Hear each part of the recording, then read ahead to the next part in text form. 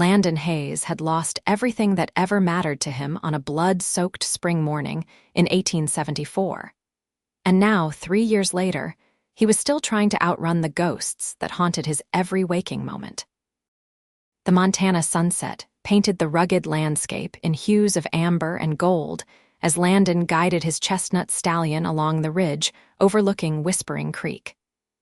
The town below had sprung up in the last 5 years, another desperate outpost clinging to the promise of silver in the nearby mountains. Landon adjusted his worn Stetson, pulling it lower over eyes that had long ago forgotten how to smile. "Come on, Rusty," he murmured to his horse. "Let's get this over with." He'd promised himself he wouldn't stop in another town for more than supplies and whiskey, but his funds had dwindled to nearly nothing. The telegram from his old friend Marshal Frank Bennett had caught up with him 2 weeks back. A job offer, temporary deputy position while Frank recovered from a bullet wound. Good pay, quiet town. Landon had ridden hard for 3 days to refuse the offer in person, but his empty pockets had the final say. As he approached the town, the familiar sounds of piano music drifted from the saloon, mixed with laughter and the occasional shout. Landon's jaw tightened. Once, such sounds had meant camaraderie and good times. Now they only reminded him of everything he'd lost. The marshal's office sat at the far end of the main street, a sturdy building with a small jail attached. Landon dismounted, tied Rusty to the hitching post, and took a deep breath before pushing through the door. Frank Bennett sat behind a desk, his right arm in a sling, gray beginning to streak his once dark beard. When he looked up and saw Landon, a grin split his weathered face. "Well, I'll be damned," Frank said, rising to his feet. "You actually came." "Don't make too much of it," Landon replied, removing his hat. "I need the money, nothing more." Frank's smile faltered slightly, but he nodded. "Fair enough. 6 weeks, good pay, and all you have to do is keep the drunks from killing each other while I heal up." "I don't want trouble," Landon said, his voice flat. "This ain't Dodge City, Landon. Whispering Creek's mostly families, miners, and the occasional cowboy passing through." Frank gestured to a deputy's badge on the desk. "Take it. There's a room in the back of the office you can use. Get settled, clean up, and I'll introduce you to the town council tomorrow." Landon picked up the badge, its weight familiar in his palm. Once, wearing such a symbol had filled him with pride. Now it was just metal. "When do I start?" he asked. "You already have," Frank replied. Later that evening, after stabling Rusty and moving his meager possessions into the sparse back room of the marshal's office, Landon stood at the window, watching the town settle into night. He needed a drink, something to dull the memories that always came sharper at sunset. The Silver Dollar Saloon was busy, but not rowdy. A few card games in progress, miners fresh from their claims spending the day's earnings on whiskey and companionship. Landon took a seat at the far end of the bar, ordered a bottle, and prepared to drink himself into familiar numbness. "You must be Marshal Bennett's new deputy." The voice was soft, with a slight accent Landon couldn't place. He looked up to see a woman standing beside him, not one of the saloon girls, but someone different altogether. She wore a simple blue dress, her chestnut hair pinned back neatly, revealing a face that seemed too gentle for a frontier town. "Word travels fast," Landon replied, pouring another drink. "In a town this size, a stranger arriving is the day's biggest news," she said with a slight smile. "I'm Virginia Caldwell. Most folks call me Violet because of my eyes, though." Landon glanced up despite himself. Her eyes were indeed an unusual shade, somewhere between blue and purple in the saloon's lamplight. He nodded once, hoping she'd take the hint and leave him to his whiskey. She didn't. "You don't seem very happy to be here, deputy." "Hayes, Landon Hayes." He tossed back his drink. "And I'm just passing through. 6 weeks, then I'm gone." "Well, Mr. Hayes, while you're passing through, you might want to know that Jimmy Wilson at that table behind you has a derringer in his boot and has lost 4 hands in a row." She nodded discreetly toward a table where a red-faced young man was growing increasingly agitated. Landon frowned. How do you? I own this place, Violet said simply. And in this business, you learn to read people quickly. Before Landon could respond, a chair crashed behind them, followed by shouts. The young man Violet had pointed out was on his feet, accusing another player of cheating. With a sigh, Landon stood, adjusted his badge, and turned to face the commotion. Gentlemen, he said, his voice cutting through the noise, whatever the disagreement is, it ends now. The young man Jimmy glared at Landon, his hand inching toward his boot. This ain't your business, mister. It's Deputy Hayes, Landon replied, his hand resting casually near his holster, and keeping the peace is precisely my business. For a tense moment, the saloon fell silent. Then Jimmy seemed to deflate, his anger giving way to resignation. Fine, I'm done anyway. He tossed his cards on the table and stormed out.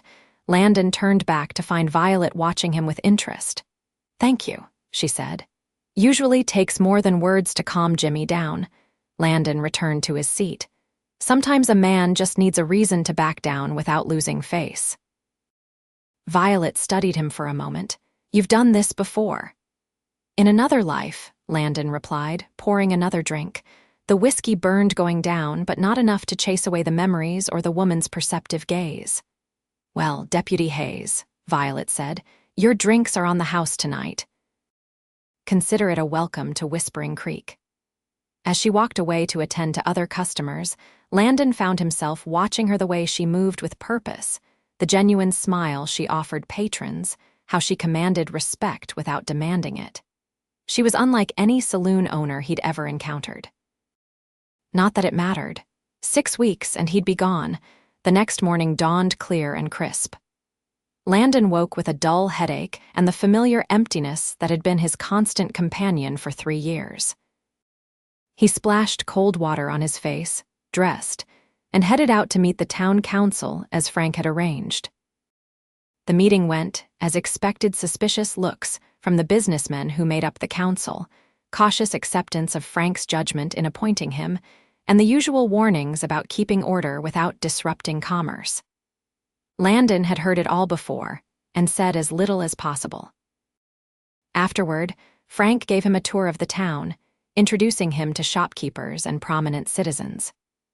Whispering Creek was larger than Landon had initially thought: a general store, blacksmith, 2 hotels, a small school, even a fledgling newspaper office. The silver mines in the surrounding hills had brought prosperity, and with it, the beginnings of civilization. You'll want to meet Doc Wilson, Frank said as they approached a small building with a shingle reading medical office hanging outside. Best sawbones between Denver and San Francisco. The doctor turned out to be a middle-aged man with spectacles and a no-nonsense demeanor. He nodded at Landon's introduction, then immediately turned his attention to Frank's wound. Still not following my instructions, I see, Doc Wilson grumbled, examining Frank's arm. You're supposed to be resting, not parading around town. I'm introducing my deputy, Frank protested. That's resting, compared to what I usually do. While the 2 men bickered, Landon noticed a figure in the doorway to an adjoining room: Violet Caldwell, placing bottles on a shelf. Frank caught his gaze. Ah, I see you've noticed our town's most valuable resident. Violet not only runs the Silver Dollar, but she also assists Doc Wilson 3 days a week. Violet turned at the mention of her name, offering a smile when she saw Landon. Deputy Hayes, I trust you slept well. Well enough, Landon replied, suddenly conscious of his unshaven face and rumpled clothes. Miss Caldwell is a woman of many talents, Doc Wilson said. Came out here 2 years ago to teach school, but we couldn't afford to keep her on full time. Now she splits her time between the saloon, my office, and still manages to teach reading to the miners' children 3 evenings a week. Landon raised an eyebrow, reassessing the woman before him. Seems like a lot for one person. We all do what's needed out here, Violet replied simply. As they left the doctor's office, Frank chuckled. I saw that look, Landon. What look? The one you gave Violet. Every unmarried man in this town has given her that same look at some point. I don't know what you're talking about, Landon said flatly. Frank stopped, his expression growing serious. Listen, Landon, I know what happened in Kansas, I know about Sarah, and don't. Landon's voice was ice. Just don't. Frank sighed. It's been 3 years, my friend. At some point 6 weeks, Landon interrupted. I'm here for 6 weeks, to earn enough money to move on. That's all. The rest of the day passed uneventfully. Landon familiarized himself with the town layout, checking alleyways and noting potential trouble spots. He broke up a minor argument between 2 minors, escorted a drunk cowboy to a hotel room to sleep it off, and generally made his presence known. By evening, he found himself back at the Silver Dollar, though this time he was on duty. He nursed a single beer, watching the patrons and keeping an eye out for trouble. Violet moved efficiently behind the bar, serving drinks and occasionally joining in conversations. Several times, Landon caught her glancing his way, but he pretended not to notice. Around midnight, as the crowd thinned, she approached his table. You're different when you're working, she observed, setting down a cup of coffee he hadn't ordered. I'm always working, Landon replied. I meant the badge, Violet said, nodding toward his chest. When you wear it, you stand straighter. Your eyes miss nothing. Landon shifted uncomfortably. Force of habit. Where were you before this? She asked, taking the seat across from him uninvited, here and there. Marshall Bennett says you were a sheriff in Kansas. Landon's jaw tightened. Frank talks too much. He worries about you, Violet said softly. Says you used to be different. People change. They do, she agreed. Usually for a reason.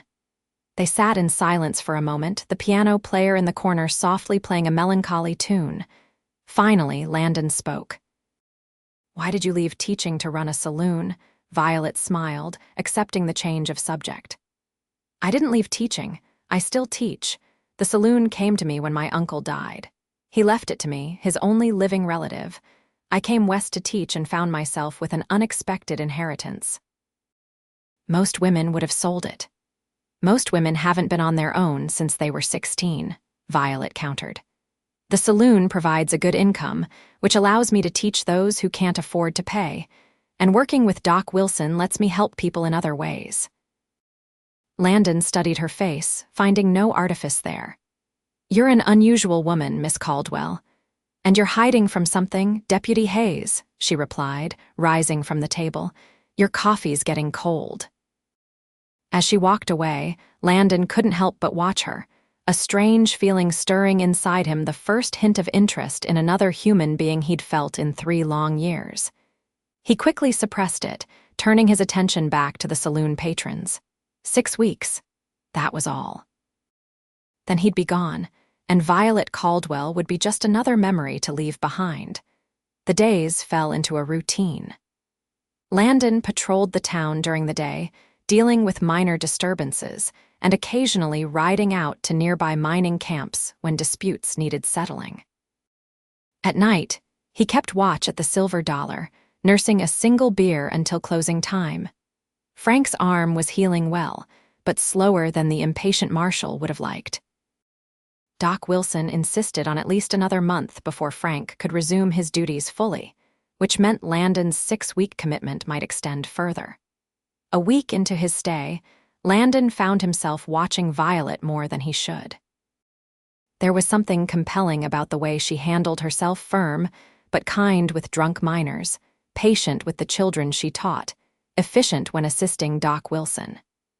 She seemed to have an endless reserve of energy and compassion.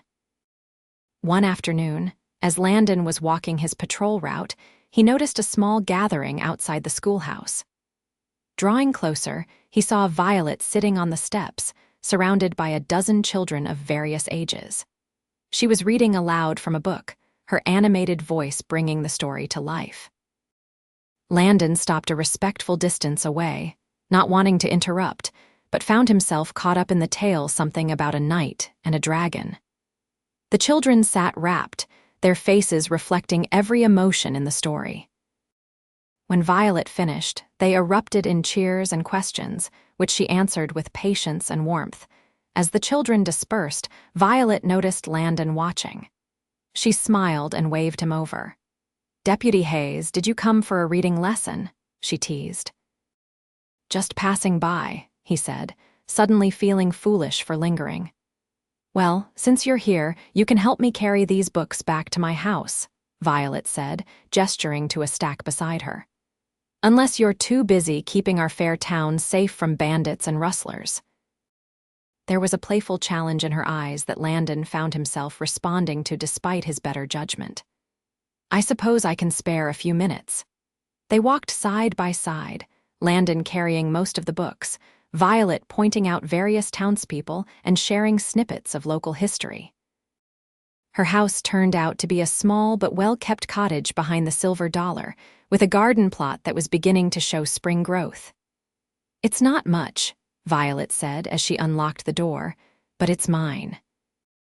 Inside was neat and cozy bookshelves lining one wall, simple but comfortable furniture and wildflowers in a vase on the table. It felt like a home, not just a place to sleep. "Would you like some coffee?" Violet asked, taking the books from Landon and placing them on a shelf. "I should get back to my rounds," Landon said, though he made no move to leave. Violet studied him for a moment. "You know, for a man who claims to be just passing through, you're very dedicated to your temporary job." "A job worth doing is worth doing right," Landon replied, an echo of something his father had taught him long ago. "A noble sentiment." Violet gestured to a chair. "Sit, please, just for a few minutes. I rarely get adult conversation outside of the saloon, and there, I'm always working." Against his better judgment, Landon sat. Violet busied herself with the coffee pot, and soon the small house filled with the rich aroma. "How did you end up in Whispering Creek?" Landon asked. Violet handed him a steaming cup before sitting across from him. "I answered an advertisement for a teacher. The town council had collected funds for a school, but after a year, the money ran thin. That's when my uncle passed and left me the saloon. It seemed like fate."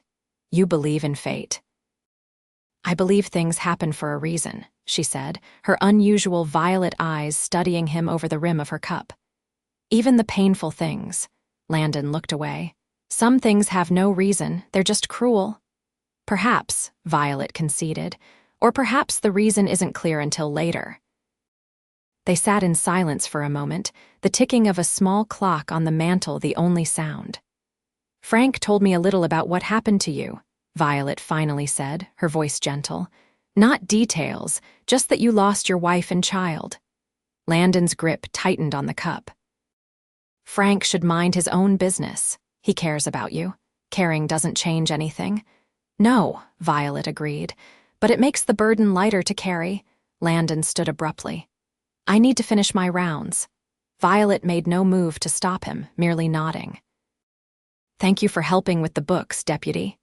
At the door, Landon paused, something compelling him to turn back. "Sarah," he said, the name feeling strange on his lips after so long. "My wife's name was Sarah. Our daughter was Elizabeth. She was 2.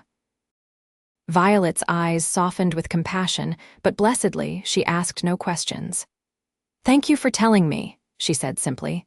Landon nodded once and left, his heart pounding as if he'd run for miles. It was the first time he'd spoken their names aloud in nearly 3 years, and the pain was as fresh as ever. But somehow, as he resumed his patrol, he felt a fraction lighter.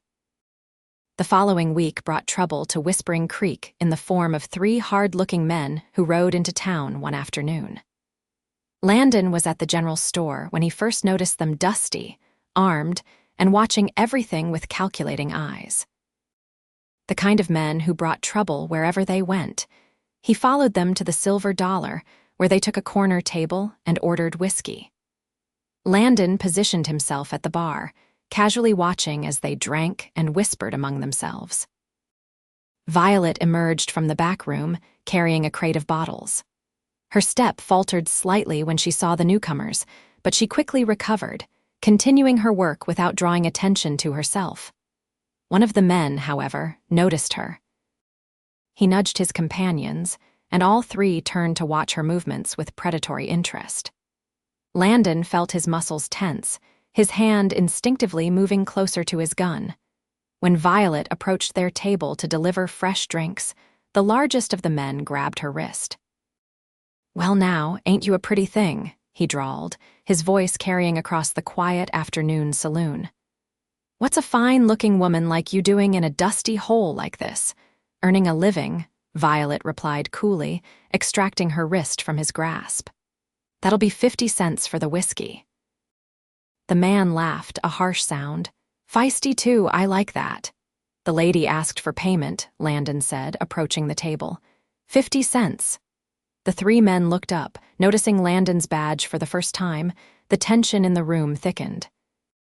"Didn't know this town had a lawman," the leader said, his smile not reaching his eyes. "No offense intended, deputy, just being friendly." He tossed a coin on the table. "There's your money, darlin'."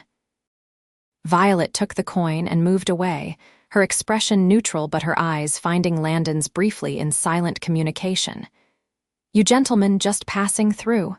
Landon asked, remaining at their table. "Might be," the leader replied. "Might stay a while if the hospitality improves." "Whispering Creek is a peaceful town," Landon said evenly. "We like to keep it that way." The second man, thin with a scar running along his jawline, sneered. "That a fact? Well, we're peaceful men, ain't we, boys?" The third man, younger than the others but with cold eyes, simply watched Landon, his hand resting near his holster. "Glad to hear it," Landon said. "Enjoy your drinks, gentlemen." He returned to the bar but kept the men in his peripheral vision. Something about them set off every warning instinct he'd developed in his years wearing a badge. Violet approached him, wiping glasses. "I know those men," she said quietly. Landon looked at her sharply. "From where?" "The oldest one, Wade Thornton, he came through about a year ago. Got into a fight, nearly killed a miner. Marshall Bennett ran him out of town. And the others? Never seen them before, but they're cut from the same cloth," Violet replied. "Trouble," Landon nodded. "Stay away from them, I'll handle it." "Be careful," Violet said, touching his arm briefly. "Thornton holds grudges." The touch was fleeting, but Landon felt it like a brand through his shirt sleeve. He cleared his throat. "I'll keep an eye on them." For the rest of the afternoon, the three men drank and played cards, occasionally casting glances toward Violet or Landon. As evening approached, and the saloon filled with the usual crowd of miners and cowboys, Landon sent word to Frank about the visitors. Frank arrived shortly after, his arm still in a sling, but his gun belt buckled securely around his waist. He took in the scene, his eyes narrowing when he spotted Thornton. "Thought I told you never to show your face here again," Frank said, approaching the table. Thornton looked up with exaggerated surprise. "Well, if it ain't Marshall Bennett, still alive, I see, though looking a bit worse for wear." His gaze flicked to Frank's injured arm. "State your business, Thornton," Frank demanded. "Then get out." "Free country, last I checked," Thornton replied, leaning back in his chair. "Just having a drink with my friends. This here's Malone," he gestured to the scarred man, "and the kids, Billy." "We're headed north, thought we'd rest up a few days." "Rest up somewhere else," Frank said. "You're not welcome here." Thornton's affable expression hardened. "Now that ain't very hospitable, Marshall. We got money to spend and haven't broken any laws." "Yet," Landon added, moving to stand beside Frank. Thornton's eyes shifted to Landon, assessing. "Your deputy seems mighty eager for trouble." "Just the opposite," Landon replied evenly. "I'm eager to avoid it, which is why you three will be moving on at first light." A tense silence fell over the table. Finally, Thornton shrugged. "Suit yourself, lawman, we'll be gone tomorrow." He turned back to his cards. "But tonight we drink." As Landon and Frank moved away from the table, Frank muttered, "Don't trust him for a second, I know his type." "So do I," Landon agreed. "I'll stay and watch them." Frank nodded. "I'll check the wanted posters. Something tells me these boys aren't just passing through by chance." After Frank left, Landon positioned himself where he could watch both the three strangers and the saloon entrance. Violet caught his eye occasionally as she worked, her expression concerned. As the evening wore on, Thornton and his companions grew louder and more belligerent, challenging other patrons to card games, and making increasingly crude comments whenever Violet passed their table. Landon intervened twice when arguments threatened to escalate, his calm authority diffusing the situations before they turned violent. By midnight, the saloon had mostly emptied, leaving only Thornton's group, 2 minors passed out at a corner table, and Landon. "Closing time, gentlemen," Violet announced, her voice firm. "Aw, come on now, pretty lady," Thornton slurred, though Landon suspected he wasn't nearly as drunk as he pretended. "Night's still young." "It's late," Landon said, standing. "The lady said it's closing time." The younger man, Billy, stood as well, his hand hovering near his gun. "Maybe we ain't ready to leave," Landon's eyes hardened. That wasn't a request. For a tense moment, it seemed the situation might explode into violence. Then Thornton laughed and slapped the table. "Come on, boys. Let's not wear out our welcome on the first night."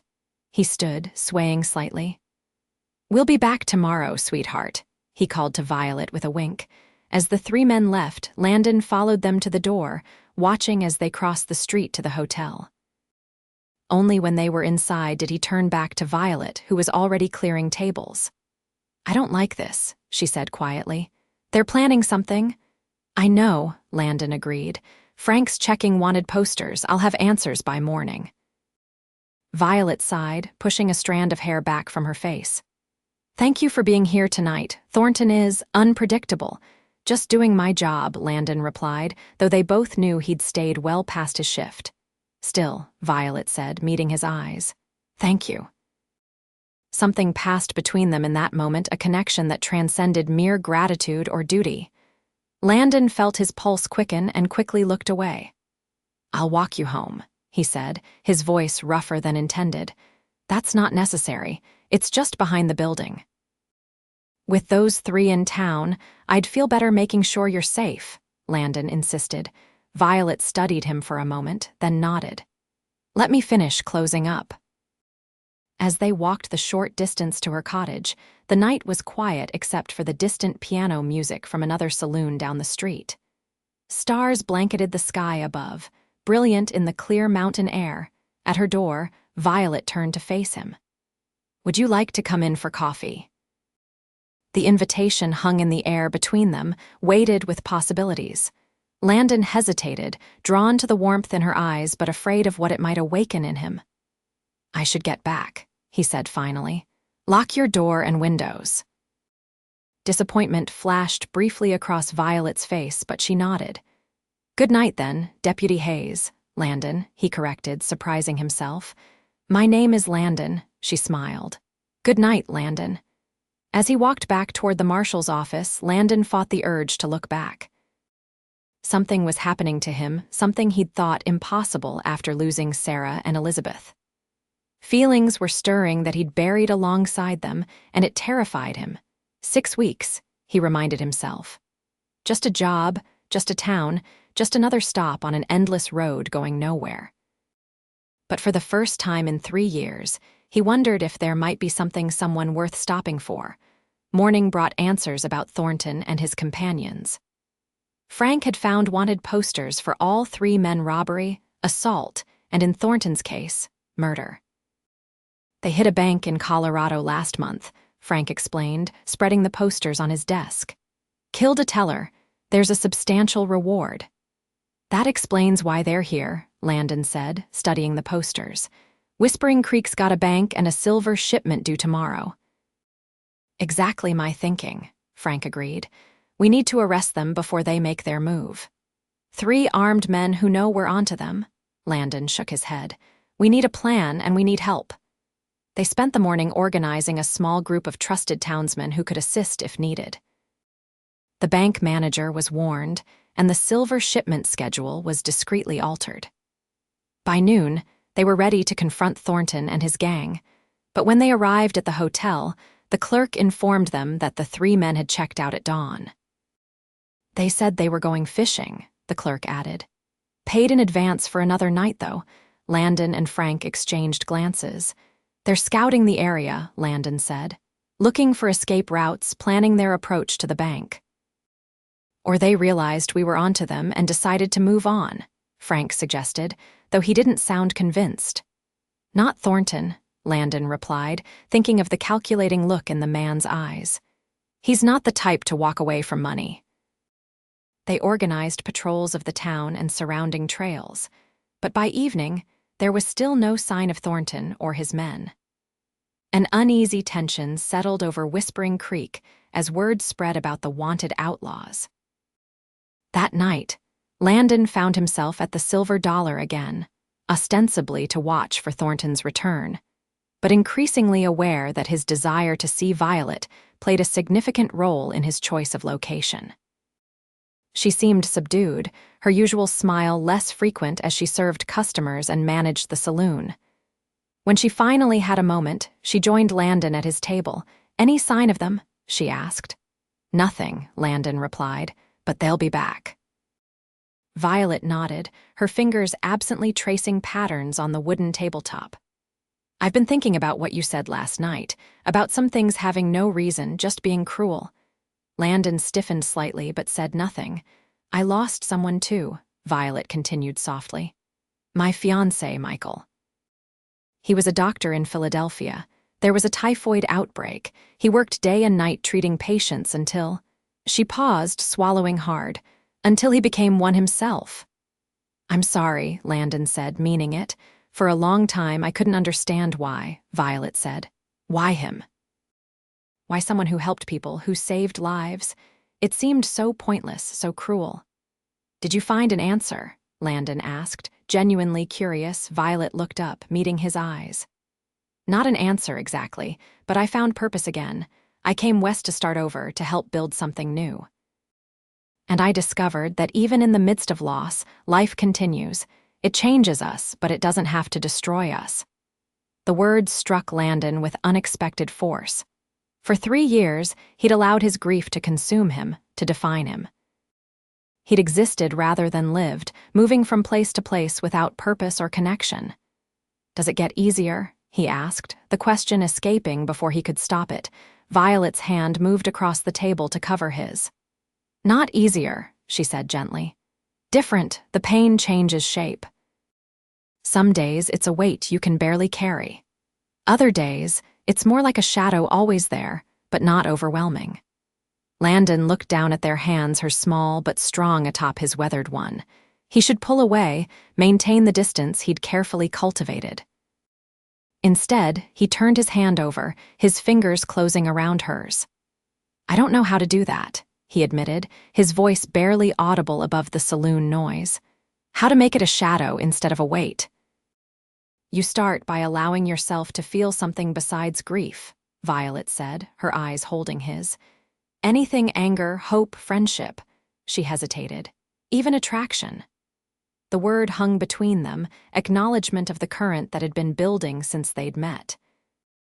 Landon's throat went dry as he realized how much he wanted to lean across the table and kiss her. Before he could respond, the saloon doors burst open. Frank stood there, breathing hard.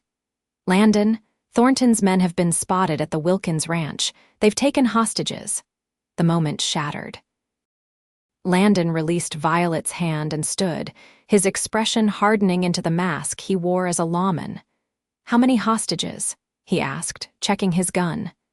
"At least 3 Wilkins, his wife, and their foreman," Frank replied. "Thornton's demanding safe passage out of the territory and the silver shipment. Or he starts killing hostages at dawn," Frank said grimly. Landon turned to Violet. "Stay here, keep the doors locked."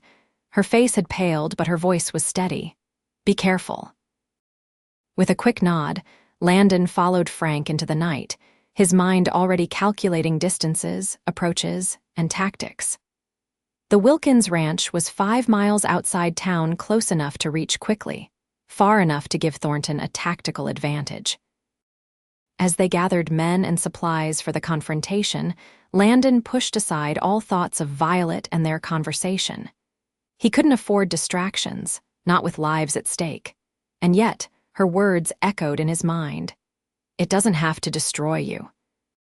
For the first time in 3 years, he desperately wanted that to be true. The Wilkins Ranch was dark when they approached, only a single lantern visible in the main house window. Landon, Frank, and 4 armed townsmen crouched in the shelter of trees 100 yards from the house, assessing the situation. 2 men on the porch, Landon whispered, peering through the darkness. Thornton's probably inside with the hostages. Any sign of the 3rd man? Frank asked. Could be anywhere, Landon replied. We need to split up, approach from different directions. They divided into 3 groups. Frank would lead 2 men toward the barn to secure the horses and prevent escape. Landon would take another man and approach the house from the rear, and the remaining townsmen would create a distraction at the front. No heroics, Landon instructed. These men won't hesitate to kill. The plan worked initially. As the diversion drew the attention of the guards on the porch, Landon and his companion reached the back of the house undetected.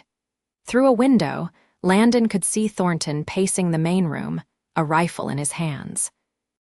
The Wilkins family and their foreman sat bound on the floor, pale but apparently unharmed. Landon motioned to his companion to cover the back door while he circled toward the side of the house. But as he moved, a floorboard creaked beneath his boot. The sound was slight, but in the tense silence, it might as well have been a gunshot. Thornton's head snapped up. "Billy, check outside." Landon pressed himself against the wall as the younger outlaw emerged from the house, gun drawn. In the darkness, Billy passed within feet of Landon without seeing him. Holding his breath, Landon waited until Billy had moved further away, then made his decision. Drawing his gun, Landon stepped forward and pressed the barrel against Billy's back. "Drop it," he ordered quietly. Billy froze, then slowly lowered his weapon. But as it hit the ground, he suddenly spun, knocking Landon's arm aside. The gun discharged, the shot echoing across the ranch yard. Inside, Thornton shouted, "Billy, what's happening?"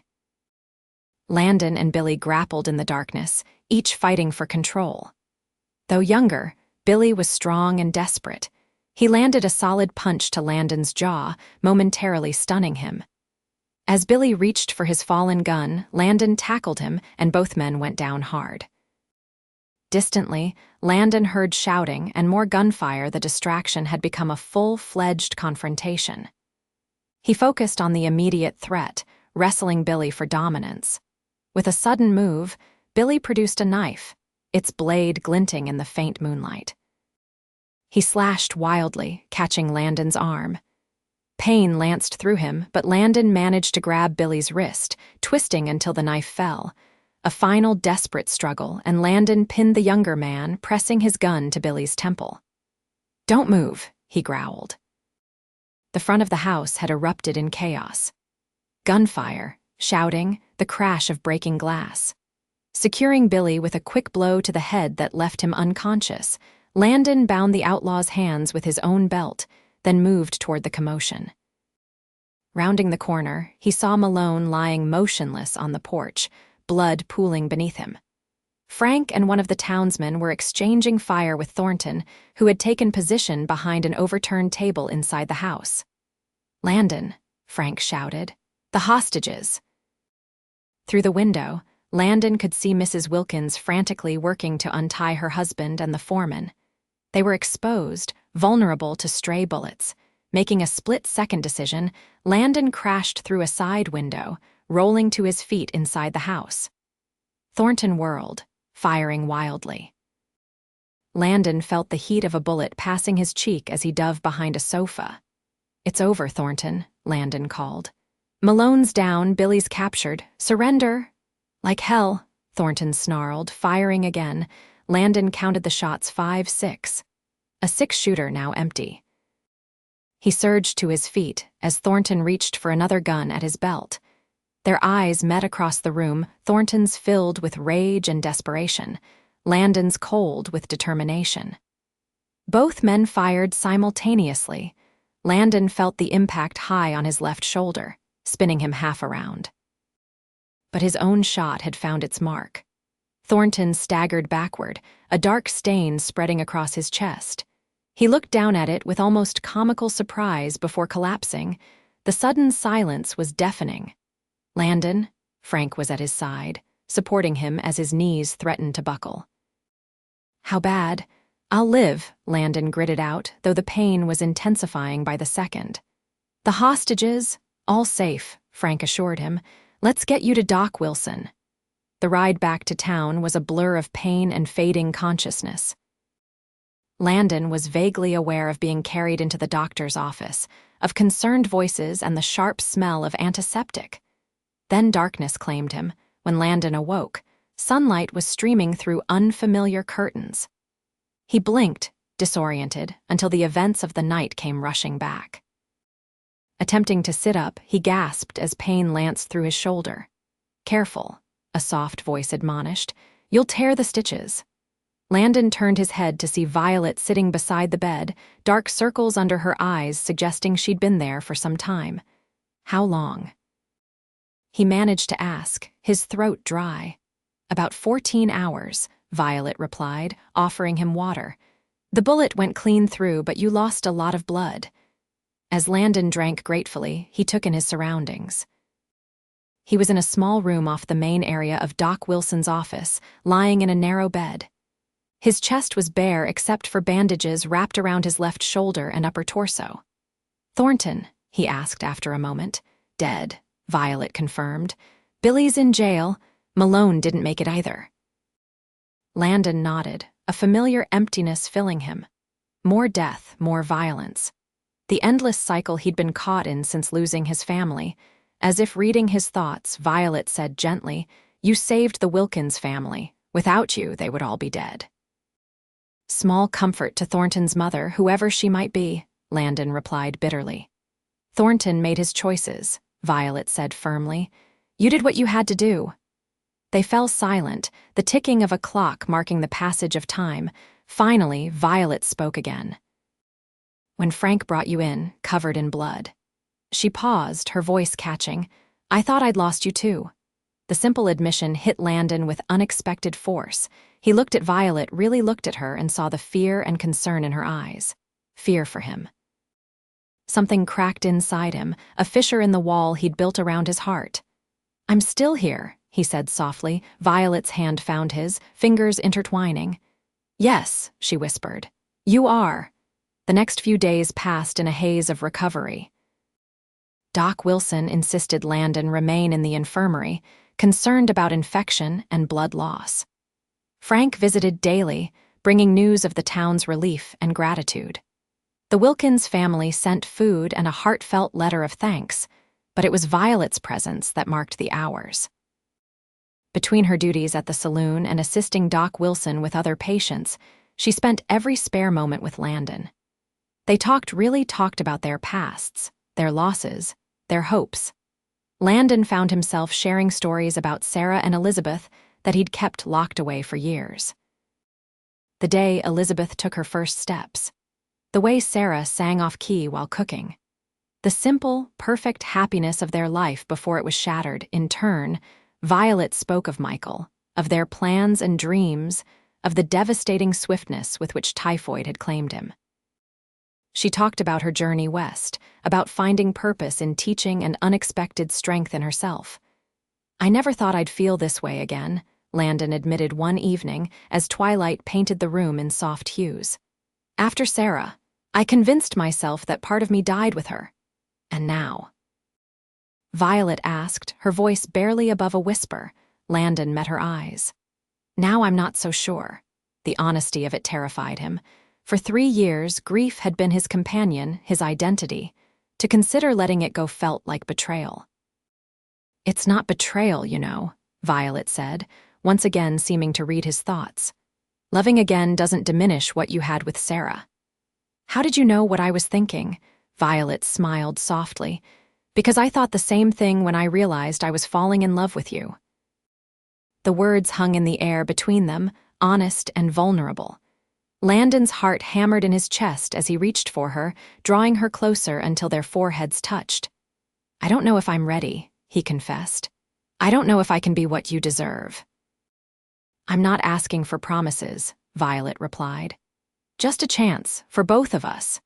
When their lips finally met, it was gentle, tentative, a question rather than a demand. But as Violet's hands came up to frame his face, the kiss deepened, becoming something more urgent, more certain. For the first time in 3 years, Landon felt truly alive. A week later, Doc Wilson declared Landon fit enough to return to light duty. His shoulder was healing well, though it would be stiff for some time. Frank insisted Landon take his time returning to full patrols, handling the more strenuous tasks himself, despite his own still healing arm. The town had settled back into its routine, the excitement of the shootout fading into local legend. Billy had been transported to Denver to stand trial for his crimes, and life in Whispering Creek continued. Except for Landon, everything had changed. He and Violet were careful, discreet. In public, they maintained a respectful friendship. But in private evenings at her cottage, early mornings before the town awakened, they were building something neither had thought possible again: a future together. "What happens when your 6 weeks are up?" Violet asked one night as they sat on her small porch, watching the stars. "It's been nearly 5 now." Landon considered the question. The old instinct to run, to keep moving, had faded. For the first time in years, he was thinking beyond the next day, the next town. "Frank has offered to make the deputy position permanent," he said. "The town's growing. He needs the help." Violet's hand tightened in his. "And what did you tell him?" "That I needed to think about it," Landon replied honestly. "That I needed to talk to you." "Me? Why?" Landon turned to face her, taking both her hands in his. "Because what I decide affects you too. Or at least, I want it to." Violet's eyes widened as she understood his meaning. "Landon, I'm not saying we have all the answers," he continued quickly. "I'm not even saying I'm completely healed, but I know I don't want to leave you, Violet. For the first time since I lost everything, I'm thinking about building something new. With you, if you'll have me." Tears filled Violet's eyes, but she was smiling. "Are you asking me to marry you, Deputy Hayes?" "I suppose I am," Landon said, suddenly nervous. "Though I should probably court you properly first." Violet laughed, the sound like music in the quiet night. "I think we're well past that stage, don't you?" She leaned forward and kissed him, a kiss full of promise and future. When they parted, Landon felt a peace he'd thought forever lost to him. "Is that a yes?" he asked, smiling against her lips. "It's a yes," Violet confirmed, "but on one condition." "Name it." "That you understand we're building something new, not replacing what we lost," she said, her expression serious. "Sarah and Elizabeth will always be part of you, just as Michael will always be part of me, but we get to have this too, our own story." Landon nodded, emotion tightening his throat. "Our own story," he agreed. "I like the sound of that." 2 months later, on a perfect autumn day, Landon and Violet were married in the small church at the edge of town. Frank stood as Landon's best man, beaming with pride and satisfaction at having brought his friend back from the brink of despair. The entire town turned out for the celebration: miners, shopkeepers, the Wilkins family, the children Violet taught. Even Doc Wilson abandoned his usual gruff demeanor to offer a heartfelt toast to the couple's future happiness. As evening fell and the festivities continued, Landon found a moment alone with his bride near the creek that gave the town its name. In the gathering dusk, with water murmuring over stones and leaves rustling overhead, he took Violet in his arms. "Happy?" he asked, searching her face. "More than I ever thought possible again," she replied, her unusual violet eyes reflecting the first stars appearing above. "And you?" Landon considered the question, thinking of the journey that had brought him to this moment, the devastating loss that had nearly destroyed him, the long, empty years of wandering, and finally, the unexpected second chance at love and life that Violet represented. "I am," he said, realizing the truth of it deep in his soul. "For the first time in 3 years, I feel whole again." "Not the same," Violet said, understanding what he meant, "but whole in a different way." "Exactly," Landon agreed, drawing her closer. "You didn't fix me, Violet. No one could do that. But you showed me it was possible to build something new from the broken pieces." As they sealed this understanding with a kiss, Landon felt the last shadows of his grief recede, not vanishing completely. but transforming into something he could carry without being crushed beneath its weight. Sarah and Elizabeth would always be part of him, cherished memories held close to his heart. But his heart, once thought too broken to ever love again, had found its way back to life in Violet's gentle hands. 5 years later, Landon stood on the porch of their home at the edge of Whispering Creek, watching as Violet chased their 3-year-old son Thomas through the garden. Their infant daughter Grace slept peacefully in his arms, her tiny hand curled around his finger. The town had grown considerably, the silver mines were still producing, the railroad had finally reached them, and new buildings were sprouting up along an expanded Main Street. Frank had finally retired as marshal, passing the badge to Landon with pride and relief. Life wasn't perfect. There were still difficult days when memories of what he'd lost brought pain. Days when Violet quietly placed flowers on a small memorial they'd built in the garden for Sarah, Elizabeth, and Michael. Days when they held each other and acknowledged the shadows that would always be part of their story.